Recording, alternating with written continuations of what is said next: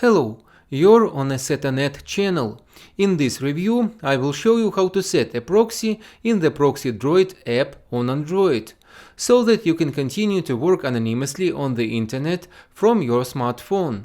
Launch the application. Scroll down to the address section. In the window that opens, enter the proxy IP. Click on port below and also enter the proxy port in the window that opens. Below, in the proxy server type section, select the protocol type. If you have a personal proxy, not a free one, scroll down and enable authorization. The fields for entering the login and password of your proxy become active. Click User and enter the login in the window that opens. Then click Password and also enter the password to your proxy.